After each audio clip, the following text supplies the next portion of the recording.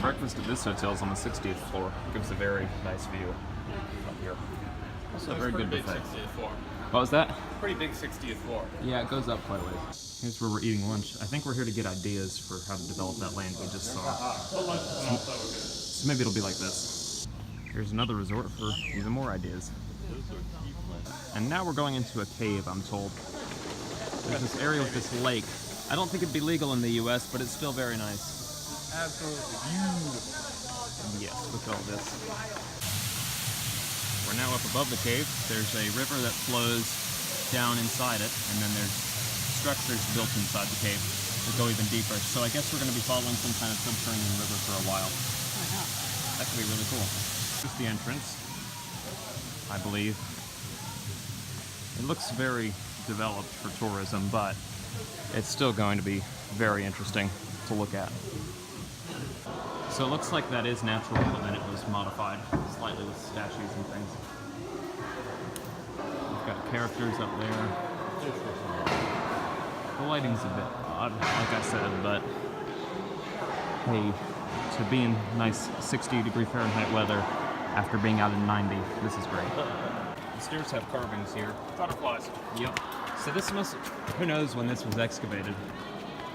There are multiple levels to this. They are not quite touching yet. They will eventually, right, Thomas? These two?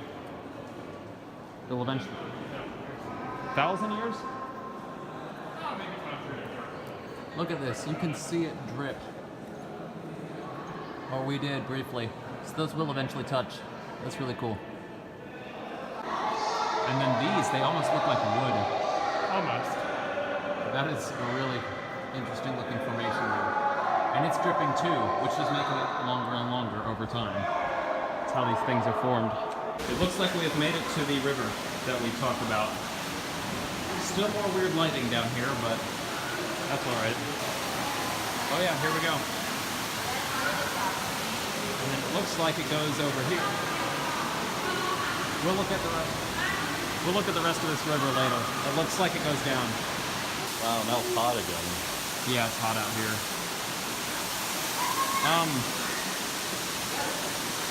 Water that's just coming out of the floor. And then it's flowing. Over here. Kind of over that way to the river. Right there. Oh, there is water just pouring out of the rocks there. Yeah, it's coming around from the upper Coming level. around the pool. Yep. With all this water. That's pretty cool. Unfortunately, there are people taking selfies. Maybe I'll do that for my family. There's this cool little thing. Okay, they're moving now. So I guess it'll be my turn. There's a plaque if you want to read that. Focus. There it goes. It goes underneath this bridge. And now we're going to follow this cave down this way. Oh, there's something over here. There's what here? You have got to be kidding me. There are boats in this cave. I guess we get to take one of these. We're off. Where's that smoke coming from? Fog machines? Either that or it's just naturally foggy. Oh, you're right. It might have its own fog. The whole boat likes to shift sometimes. That's nice. What's the rubber life ring?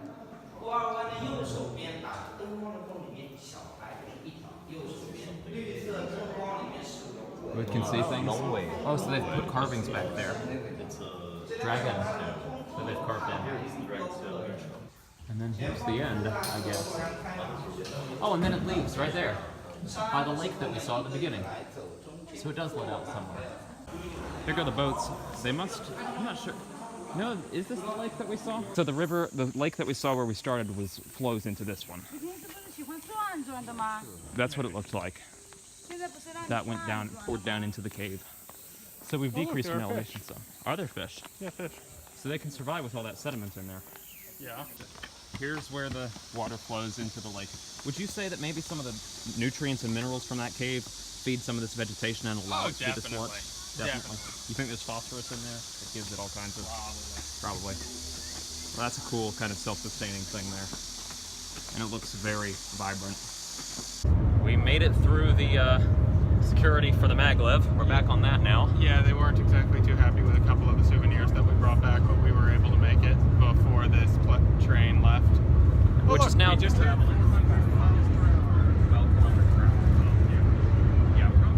Chinese miles. Which is pretty good, because we barely made it. Yeah. And we've got our luggage just piled up in the seat next to us. Yeah, Yep. that's the thing. This is the first recording of this day, because nothing of note really happened. Nothing else of note really today. We just ate some food, got back to Shanghai so that we could catch our flight really. It got delayed, but ironically that's actually a good thing because it decreases our layover time. Yeah, it was a 12-hour layover before, now it's just a 10-hour layover. Let's look at the nice view traveling at 430 kilometers per hour. Absolutely. I don't know if that focused, but we can try. It's good enough. Chinese airports have these. We were remarking how that is a very smart idea. Yeah. I mean, there's only like 8 of them for the hundreds of people in this area. Maybe probably closer to 30 for the hundreds of people in this area. But yeah, it would be cool if America had stuff like that. That would be smart. Yeah. Anyways, we're on another 787. Don't know if you can see it over Yeah, you there. can probably see the channel. Yeah, probably. Right across from Air New Zealand. Another Air Canada. Would not surprise me if it was the exact same plane as last time. No, considering last one was Flight 11 and this one's Flight 12. Yeah, and they've moved our seats, so we don't get a window seat, so no footage really from the plane. Maybe a Well, little bit, we'll but not see. much. We'll see how much I can lean over and zoom in past the other dude, but Probably not going to happen. That was a massive improvement from our last overnight in Canada. Would you agree? still wasn't great.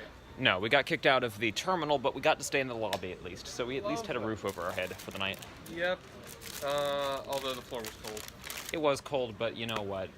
It was a massive improvement from being on the street. 4 to 5 hours of very fitful sleep. Didn't sleep more than 20 minutes at a stretch any given time, but hey, it's sleep.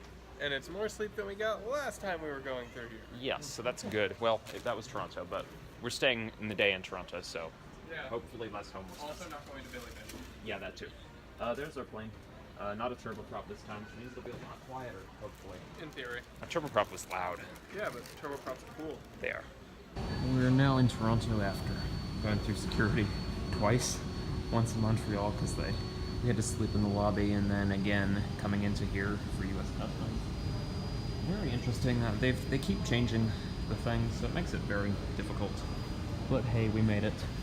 And now we're gonna wait for a few hours before our flight departs, and then we'll finally be done. We're back now. Well, I am. Thomas has gone home. The suitcase is just about emptied after being done. It's the next day. Things did not go according to plan at all. We got on that plane in Toronto, and they had a hydraulic leak, and we're amazed that they did not find it sooner. We were already taxiing, so we went right back to our gate, sat there for an hour, then we had to get off and go on a different plane. So we got back pretty late last night. We were planning to be back around 6:30-ish. It was more like 10:30 when we got in, which is nice. At least the flight wasn't completely canceled, but still, it was just a great thing to add on top of everything else. But hey, we finally made it, and now we're going to go back to regular videos, I think. And I'll have my normal editing software, which will be great because iMovie annoys me.